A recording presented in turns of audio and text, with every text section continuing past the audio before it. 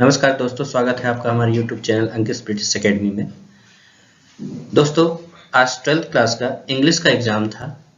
चलिए उस question paper को सॉल्व करते हैं और देखते हैं कि उसका क्या आंसर हो सकता है और आपने क्या लिखा है। चाहे तो आप आंसर मैच कर सकते हैं।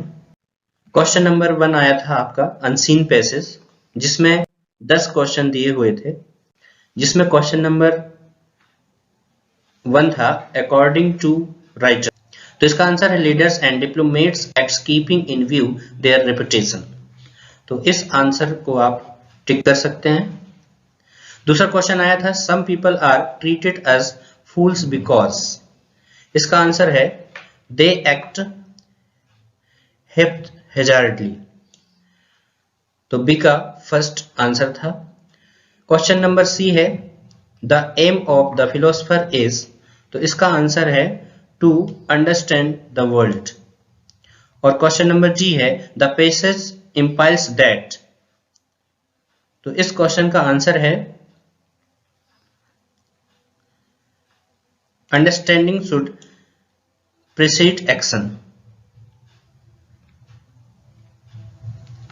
चलिए नेक्स्ट क्वेश्चन देख लेते हैं। क्वेश्चन नंबर ई है the verb of contemplation is. मतलब इसमें कंटेम्पलेशन का आपको वर्ब फॉर्म चूज करना था, तो कंटेम्पलेशन का वर्ब है कंटेम्पलेट। तो ई का सेकेंड नंबर सही आंसर था। क्वेश्चन नंबर नेक्स्ट है opposite of rise. Rise word का आपको अपोजिट लिखना था, तो राइज का अपोजिट सिट आंसर है। फिर फिल इन द ब्लैंक्स में लिखा है जी नंबर का question we should strike when the iron is. तो इसका आंसर आपने पेज में देखा हुआ कि इसका आंसर हॉट। तो जी का 4 सही आंसर होगा। लाइफ इज अ स्ट्रगल आपने पैसेज के पहले ही लाइन पे पढ़ा है, तो इसका आंसर एच का फर्स्ट। फिर आगे लिखा है give one word of the following. मतलब ये जो फॉलोइंग सेंटेंस दिए हुए हैं उनसे उनका वन वर्ड में उसे हम क्या बोलते हैं ये आपको लिखना है। An exciting dangerous experience is called. तो इसे हम एडवेंचर कह सकते हैं, तो इसका आंसर एडवेंचर है। फिर नंबर जे पे आते हैं a person who is silly is called. तो इसका आंसर नंबर 3 है फूल। चलिए आगे बढ़ते हैं। क्वेश्चन नंबर 2 आया था read the following passage carefully and answer the question given below. आप इस क्वेश्चन को आपको पढ़ना था और इसमें 2 क्वेश्चन आए हैं। फर्स्ट क्वेश्चन लिखा है make notes on above passage in points और दूसरा क्वेश्चन है give a suitable title on the passage to the passage. तो इससे आपको नोट्स बनाने थे और इसका सुटेबल टाइटल है एनवायरमेंट प्रोटेक्शन। तो आई होप कि आंसर आपने किया होगा। सेक्शन बी पे आते हैं। सेक्शन बी में 3rd नंबर का क्वेश्चन लिखा है you are going to abroad you want to sell your house built 3 years ago. Draft an advertisement giving the all necessary details of house and its locality. मतलब इस question का मतलब है कि आप विदेश जा रहे हैं और आप अपना घर बेचना चाहते हैं जो कि 3 साल पहले बना हुआ है। आपको एक एडवर्टाइजमेंट बनाना है और उसमें जो भी नेसेसरी डिटेल्स हैं वो देखना है। तो ये तो आपने जरूर किया होगा और हमने क्लासेस में भी देखा है कि किस तरीके से हम एडवर्टाइज बनाते हैं। दूसरा इसी का और में आया हुआ था कि design an attractive poster on the conservation of water. तो 2 में से किसी एक को करना था। क्वेश्चन नंबर 4 है जिसमें दिया हुआ है कि आपने राम इलेक्ट्रॉनिक्स से आपने एक टीवी खरीदा था जो प्रॉपर तरीके से वर्क नहीं कर रहा है, तो इसमें आपको कंप्लेंट करना है। इसके लिए आपको लेटर लिखना था। और दूसरा इसी के और में आया है कि आपको अपने फ्रेंड को लेटर लिखना है जिसमें अपने फ्रेंड को इंग्लिश और जनरल नॉलेज के रिलेटेड किस तरीके से आप उसे एग्जाम में प्रिपेयर करेंगे इसके लिए एडवाइस करना था। तो आई होप कि इन दोनों क्वेश्चन में से 3 और 4 में से 3 और 4 में से आपने दोनों को सॉल्व किया होगा। आगे बढ़ते हैं क्वेश्चन नंबर 5 में। इसमें कुछ आपको सजेशन दिए हुए हैं कि आपका नाम रणधीर राधा है, आप एक एक्सीडेंट का विटनेस हैं, आपने क्या देखा, वो सब आपको एक अराउंड 200 वर्ड में रिपोर्ट तैयार करना है। तो आई होप कि इससे बेटर आंसर आपने ये लिखा होगा कि write an article in about 200 words the importance of game and sport. तो आपका ऐसे आया था the importance of game and sports. चलिए सेक्शन सी पे मूव करते हैं। सेक्शन सी पे लिखा है fill in the blanks closing the correct option. इसमें आपको एनी 5 करना था। चलिए हम सभी को क्रमशः आंसर करते हैं। क्वेश्चन नंबर 6 का फर्स्ट है I have seen blank lots of place. तो इसका आंसर आ आएगा, मतलब 6 का 1 B A, I have seen a lot of place, I have seen a lot of places. तो ये आपका सही आंसर था। क्वेश्चन नंबर 2 है I prefer then, question number 2 है I prefer tea blank coffee. तो इसका आंसर 2 आएगा। क्वेश्चन नंबर नेक्स्ट है मैंगोज आर बीइंग। इसका आंसर आएगा बॉट, क्योंकि जब हम पेसिव वॉइस में कोई सेंटेंस होता है तो हमेशा थर्ड फॉर्म का यूज करते हैं। तो इसका आंसर ए सही है। नेक्स्ट क्वेश्चन है Anand is blank M A in English. तो एम ए का जो फर्स्ट साउंड है वो ए से स्टार्ट होता है, जो कि वॉवेल में आता है, इसलिए हम इसमें एन आर्टिकल का यूज करेंगे। तो इसका आंसर बी सही है। क्वेश्चन नंबर नेक्स्ट है have you blank complaint against us. तो ये जो क्वेश्चन है इसमें मच, मैनी, सम और एनी ऑप्शन आए हैं। तो मैनी और मच तो लगेगा ही नहीं।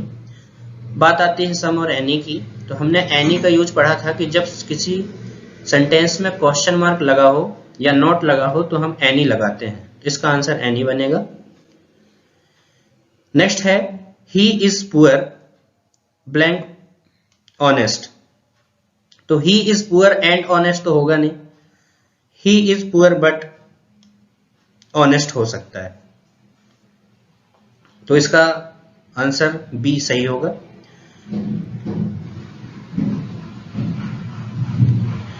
मैं सभी का ज्यादातर यूजेस नहीं समझा सकता इस वीडियो में, हमने पहले ही क्लियर कर लिया है। हम केवल आंसर देख रहे हैं कि इसका आंसर क्या हो सकता है। क्वेश्चन नंबर नेक्स्ट है we blank follow the rules of traffic. तो इसका आंसर मस्ट आएगा। अगर आपको इन सभी का यूजेस अलग से पढ़ना है तो हमारे बहुत सारे वीडियो हैं, उन्हें आप वॉच कर सकते हैं। आर्टिकल के अलग वीडियो बने हुए हैं, मैचेस, मैनी, मच, सम, एनी, ये सारी चीज़ों के अलग अलग वीडियो हमने बनाया है। तो आप उन वीडियो को देख सकते हैं कि किस तरीके से ये आंसर सही हो रहे हैं। हम केवल यहाँ इस वीडियो में आंसर समझेंगे कि इनका आंसर क्या हो रहा है। क्वेश्चन नंबर 7 आया था डू एज डायरेक्टेड। इसमें क्वेश्चन फर्स्ट है the boy is my cousin, और इसी का दूसरा है the boy is wearing a red shirt. इसमें क्वेश्चन आया कि rewrite the pairs of sentence using who. मतलब इन दोनों को एक सेंटेंस बनाना है हु का यूज करके। तो इसका आंसर बनेगा the boy is my cousin who is wearing a red shirt. तो यहां पे हम ये जो द बॉय लिखा हुआ है इसके जगह में हु लगा देंगे, तो वो सही आंसर हो जाएगा। तो ये पूरा बन गया the boy is my cousin who is wearing a red shirt. Next question है his brother is very studious, he rarely finds time for entertainment. इसमें क्वेश्चन आया है combine the pair of sentence using so that. मतलब इस दोनों sentence को आप so that का यूज करके इन्हें कंबाइन करना है। तो आंसर बनेगा कि इस वेरी के जगह में आप सो लिख सकते हो, और जैसे ही ये सेंटेंस कंप्लीट होता है यहां पे आप दैट लगा सकते थे। तो ये आंसर बनेगा his brother is so studious that he rarely finds time for entertainment. Next question है हर पेन पुट इंक सम सी इन। अब इस सेंटेंस को आपको रीअरेंज करना है जो मीनिंगफुल सेंटेंस हो। तो इसका आंसर बनता C puts some ink in her pen. Next question है Neha said I want to open this bag. इसे इनडायरेक्ट स्पीच में चेंज करना था, तो इसका आंसर होगा Neha said that she wanted to open that bag. Question number next है as soon as the boy saw the principal they became silent. इस क्वेश्चन को no sooner than से रीराइट करना था, तो इसका आंसर होगा no sooner did the boy see the principal then they became silent. Next question है they are flying kites. इसका वॉइस चेंज करना था, तो इसका आंसर बनेगा kites are being flown by them. और लास्ट क्वेश्चन है 7 का we live here since 1952. supply the correct form of verb. मतलब आपको इसमें जो लीव जो ब्रैकेट में दिया हुआ है उसका सही फॉर्म लिखना है, तो इसका आंसर आएगा we have been living here since 1952. Section D पे मूव करते हैं. सेक्शन डी में एक पैसेज दिया हुआ है जो आपके बुक से आया है और इसमें कुछ क्वेश्चंस हैं. जैसे लिखा है who came to meet Gandhi ji, तो इसका आंसर आएगा Rajkumar Shukla, option B. Next question है Gandhi ji had gone to the annual convention of Indian national Congress party in, तो इसका आंसर आएगा 1916. जैसे इस लाइन पे ही आप देख सकते हैं ये लिखा हुआ है, तो इसका आंसर आएगा 1916. नेक्स्ट क्वेश्चन है वेयर इज चंपारण सिचुएटेड, तो इसका आंसर है option A. Question number next है Gandhi ji had never heard of Champaran, तो इसमें आपको ट्रू और फॉल्स में आंसर देना था, तो ये ट्रू है. नेक्स्ट क्वेश्चन है how many delegates were there in annual convention of Indian national Congress, तो इसका आंसर आपको यहां मिल सकता है, ये लिखा हुआ है 2301, तो इसका आंसर ऑप्शन डी सही हो जाएगा. क्वेश्चन नंबर 9 का ए है. इसमें एक पोएम आया हुआ है जिसमें कुछ क्वेश्चंस हैं. जैसे क्वेश्चन नंबर 1 लिखा हुआ है which day is described in the above extract, तो इसमें ऑलरेडी लिखा है देखिए फ्राइडे, तो ये क्वेश्चन का आंसर होगा फ्राइडे. क्वेश्चन नंबर नेक्स्ट है who was sitting beside the speaker of the poem, तो इसका आंसर आएगा her mother. Question number next है give the opposite word of soon. Soon मतलब होता है जल्दी, तो इसका अपोजिट वर्ड है लेट. तो इस तरीके से हमने क्वेश्चन नंबर 9 को सॉल्व किया. क्वेश्चन नंबर 9 का बी है. इसमें भी एक पैराग्राफ लिखा हुआ है जिसमें आपको आंसर करना है. क्वेश्चन नंबर 1 है where did the chief astrologer place in his finger, तो आप यहाँ पे आप देख सकते हो ऑप्शन ऑन हिज नोज लिखा हुआ है, तो इसका आंसर ऑप्शन डी होगा.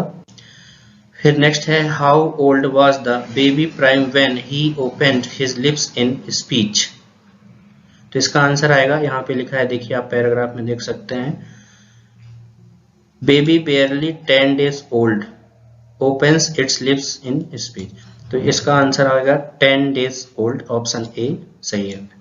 क्वेश्चन नंबर नेक्स्ट है who are the enemies according to the astrologer, तो यहाँ पे लिखा हुआ है देखिएगा the bull and the tigers are enemies, तो इसका answer option B the bull and tiger. Question number 4 है give the opposite word of friend from the passage, तो फ्रेंड का अपोजिट वर्ड एनिमी. फ्रेंड मतलब दोस्त और एनिमी मतलब दुश्मन, तो इसका आंसर ऑप्शन ए करेक्ट हो सकता है. और यहां से क्वेश्चन नंबर 10 से आपके बुक के क्वेश्चन आंसर स्टार्ट हो जाते हैं. तो आई होप कि इन सारे क्वेश्चन का आंसर आपने लिख के आया होगा. आपको एक बार फिर से विश करता हूं कि आपके जो रिजल्ट हों बहुत अच्छे हों, आप अच्छे नंबरों से पास हों. इसी आशा के साथ हम इस वीडियो को समाप्त करते हैं. इस वीडियो को शेयर करना बिल्कुल ना भूलें. तब तक के लिए बाय बाय, टेक केयर. अगर आपके माइंड में कोई क्वेश्चन हो तो आप हमें कमेंट बॉक्स में जरूर बता सकते हैं. Thank you.